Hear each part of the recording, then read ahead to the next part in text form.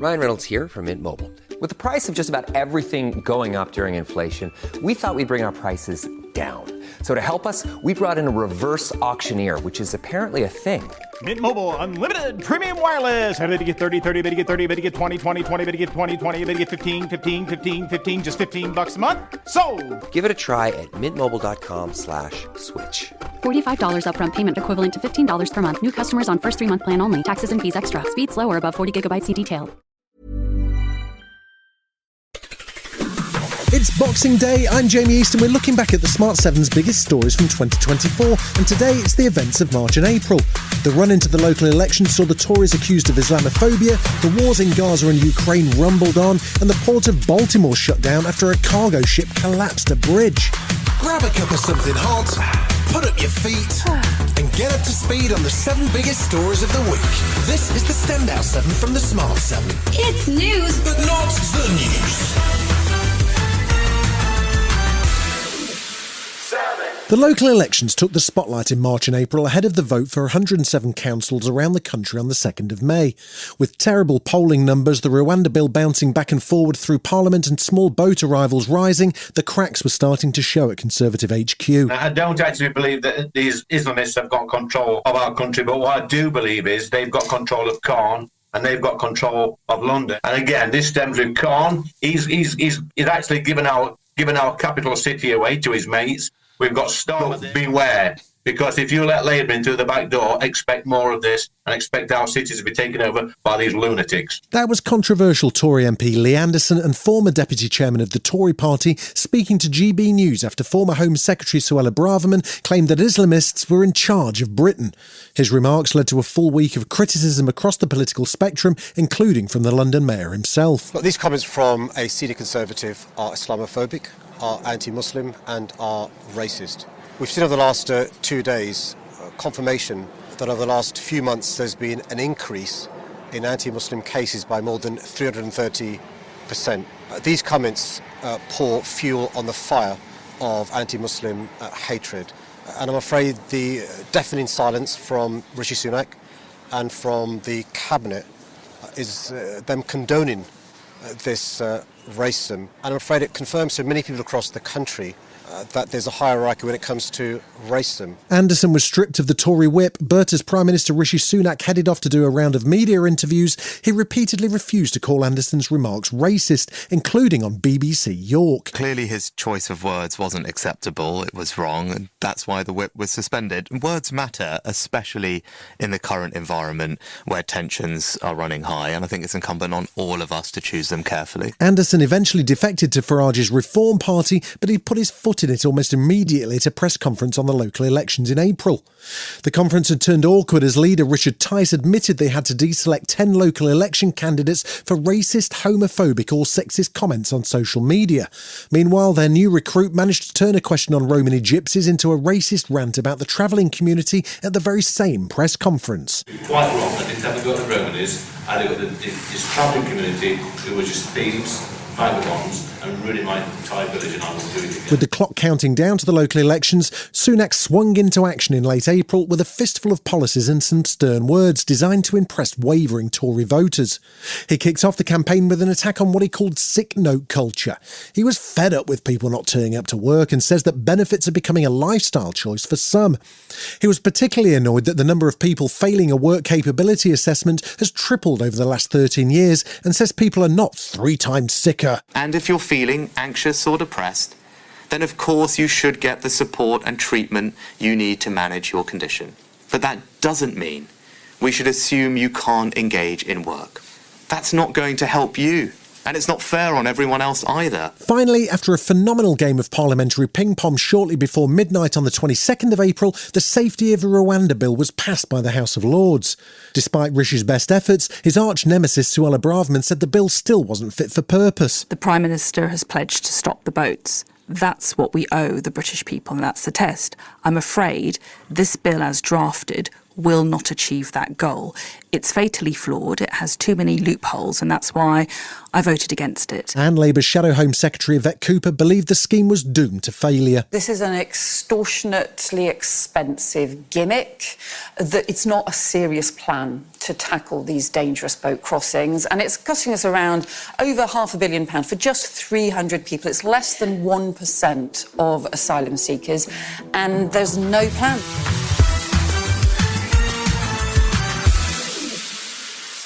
March and April saw continued attempts by the UN and US to encourage a ceasefire in Gaza, but Israel Prime Minister Netanyahu appeared disinterested. Israel continued its attacks and prepared for an offensive targeting the city of Rafah. Then on April the 2nd, it was reported that 7 aid workers were killed in an Israeli attack.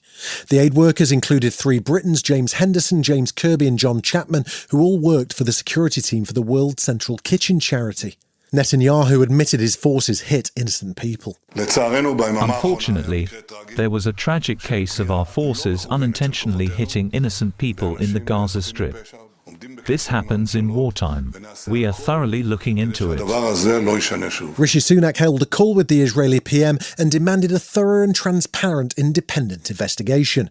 Biden also spoke out, saying he was outraged and heartbroken and that Israel isn't doing enough to protect aid workers. Several charities halted operations as they say delivering aid safely was no longer feasible. Juliette Touma from the UN's Palestinian Refugee Agency said it was only the latest of many incidents since the war had begun. We at UNRWA alone have lost 176 of our team members. Several of them were in the line of duty. And this is really, really very sad because the World Central Kitchen was delivering food supplies to people in need. The 14th of April saw a major escalation in the Middle East after Iran launched a massive aerial attack on Israel. It was in response to a strike on the Iranian consulate in Damascus, which left at least a dozen people dead, including a top Iranian commander, Brigadier General Mohammad Reza Saida. Israel and its allies were quick to react, successfully intercepting almost all of the 300 drones and missiles headed their way. Israeli government spokesperson Avi Haiman said Israel was prepared for anything.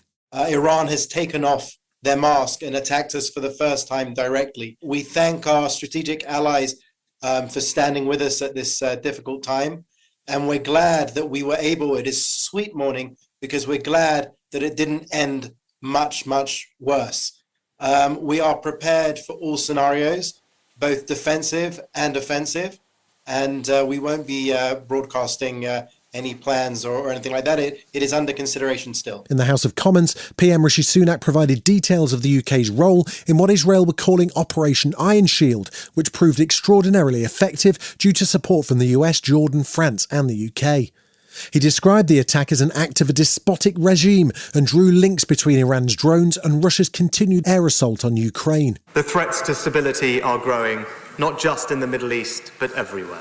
And we are meeting those threats time after time, with British forces at the forefront. Rishi wasn't giving details of British troop involvement in the incident, but did confirm that RAF jets played an important role, and also promised there'd be additional sanctions on Tehran as a result of those attacks. Keir Starmer did strike a slightly different tone, however, as he also criticised Israel's initial strike on the Damascus consulate. We support the defensive action taken by the UK over the weekend, alongside our international allies, against the Iranian attacks on Israel. And we welcome the Prime Minister's call for restraint.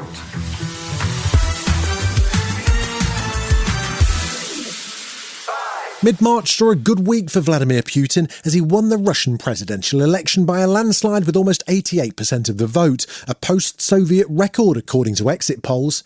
His new 6-year term will allow him to overtake dictator Stalin as the longest-serving Russian leader in more than 200 years. His victory came despite thousands staging noon against Putin protests as people lined up outside polling stations to vote against him. But with his main opponents either dead, jailed or exiled, political activist Bill Browder said he'll remain in charge for a while longer. He has no intention of stepping down because he has no exit strategy. If he steps down, he loses his freedom, he goes to jail, he loses his money, and he probably dies. And so for Putin, staying in power is something he has to do to stay alive. Never want to stray away from a victory celebration, Putin got busy celebrating. He attended a concert in Red Square singing the national anthem and waved a Russian flag as he declared his win will make Russia stronger. International reaction was quite different though, with near universal condemnation of an election that Foreign Secretary David Cameron said starkly underlines the depth of repression in Russia. NATO Secretary-General Jens Stoltenberg also addressed it, including the fact that Russia insisted on holding elections in contested territories. Russia's organisation of elections in occupied parts of Georgia and Ukraine is completely illegal. And Russia's presidential election was clearly neither free nor fair.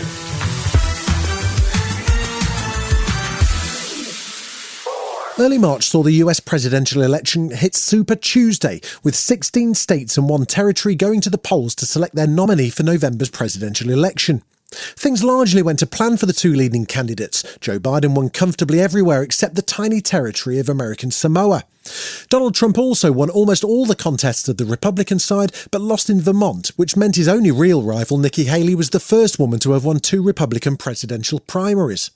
Biden described Trump's campaign as one of revenge and retribution in his victory statement, while Trump continued to double down on his mixture of anti-immigrant rhetoric and projection. A lot of experts have said the stock market's the only thing that's doing well, and that's doing well because our poll numbers are so much higher than Joe Biden's. He's the worst president in the history of our country. Trump's week just got better when Governor Nikki Haley realised her win in Vermont wasn't enough to keep her campaign alive and pulled out.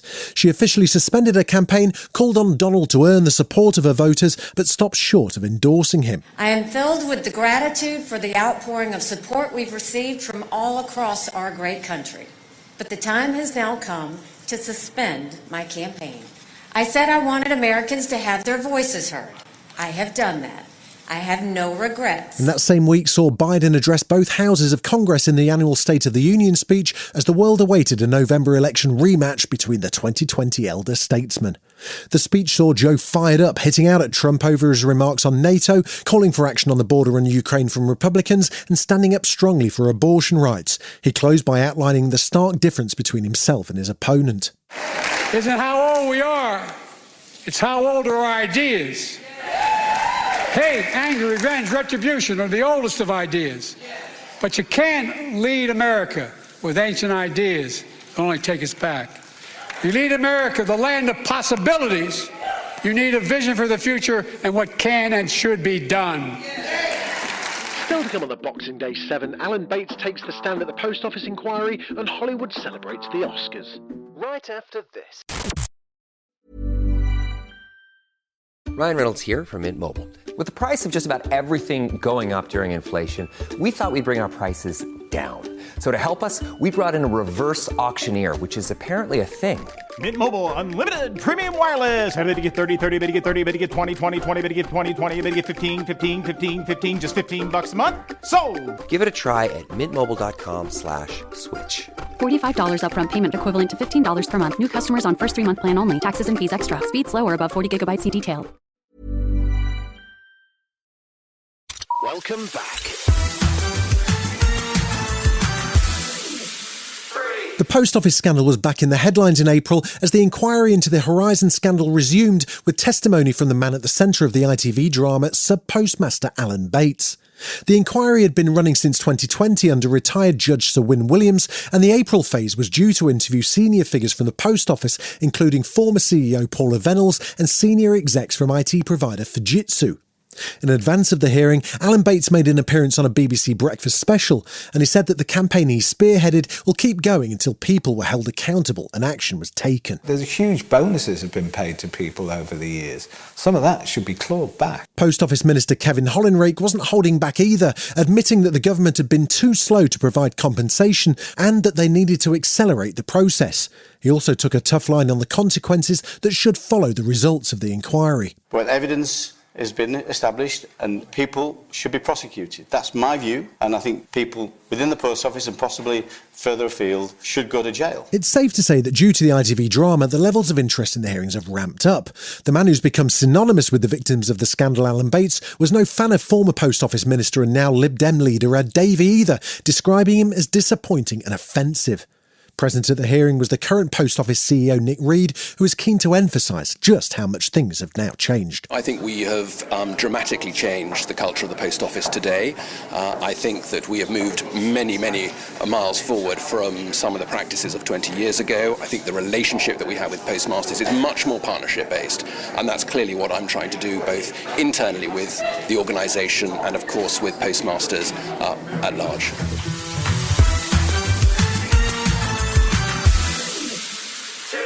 There was an incredibly dramatic incident in Baltimore, Maryland in March as the Francis Scott Key Bridge collapsed after it was hit by a container ship. The bridge, which was 1.6 miles long, was constructed from steel and opened in 1977, but Maryland Governor Wes Moore said it had been fully up to code. Baltimore Mayor Brandon Scott said it's almost unthinkable that this happened. Well, this is a tragedy that you can never imagine, right? And I was awake when Chief Wallace called me, but never would you think that you would physically see the Key Bridge tumble down like that. It looked like something out of an action movie. The bridge was a key piece of infrastructure for Baltimore, which is a critical transport hub for the US East Coast, and US President Joe Biden was quick to respond. I've directed my team to move heaven and earth to reopen the port and rebuild the bridge as soon as humanly possible.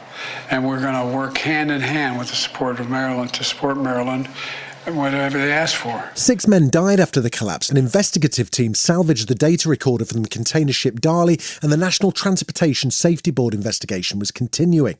US Transportation Secretary Pete Buttigieg held a White House press briefing and pledged that the government will continue to provide support and assistance, including getting the port reopened and rebuilding the bridge.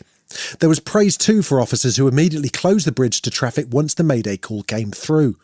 Whilst the investigation was ongoing, Governor of Maryland Wes Moore said he was keeping an open mind over criminal charges for the shipping company. I don't think there's anything surprising about the investigation thus far. And the investigation is still young, and so there's a lot that we still have to figure out. But the thing that we know is wherever the investigation leads, that we will follow and we will make sure there's true accountability around it.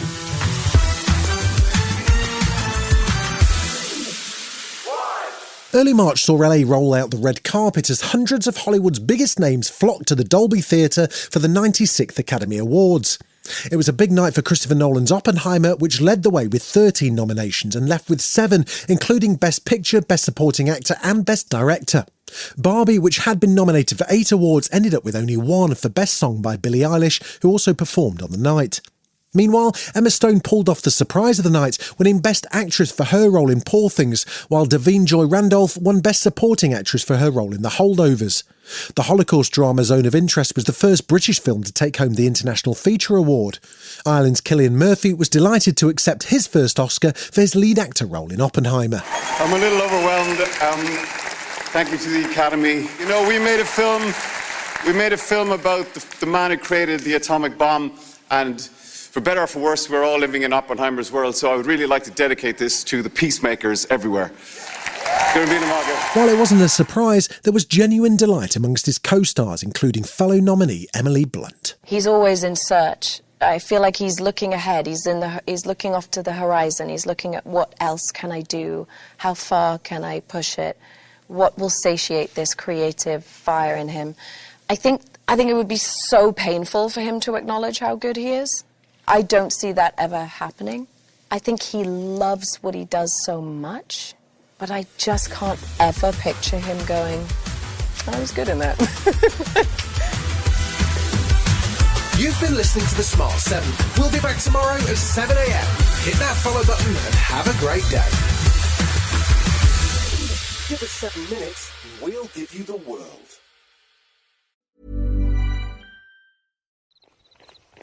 Saucony owns the streets at dawn. Saucony keeps the pace with run crews. Saucony also moves through music festivals and strolls to neighborhood coffee shops. But Saucony is not just about where you go. It's also about who you're with, bringing you closer and connecting you to those who move like you do. Saucony, the original running brand built on heritage and innovation. Shop your local run and lifestyle retailer or at Saucony.com.